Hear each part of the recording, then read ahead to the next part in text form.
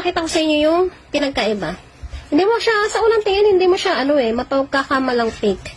Ayun. Okay. Pakita muna natin yung, legit na 1K. Ayan. Yung legit na 1K, pag tinilt nyo siyang ganyan, ayan. May nagre-reflect na ilaw. Tapos, may dot na apat. Apat ba to? 5. Yan. Basta may dot siya dapat dyan. Tapos, ayan. Yung seal. Yung seal ng pera. Ayan ha. Tapos, ayan. Hindi siya mukhang plastic cover na pinlansya na manipis. Ayan. Ganito yung legit na 1K natin ha.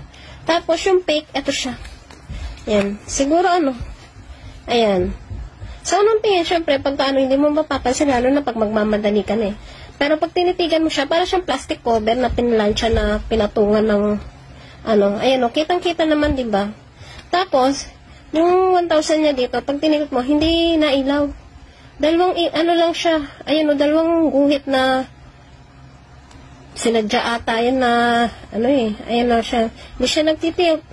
Tapos, wala siya yung dito, dot. Wala siyang dot. Tapos, ibang-iba yung itsura ng seal kaysa dito, sa original ha. Ayan, baka po may magbayad sa inyo. Tingnan nyo to, Tingnan nyo pinagkaiba. Ayan. Baka po may magbayad sa inyo, konting aware lang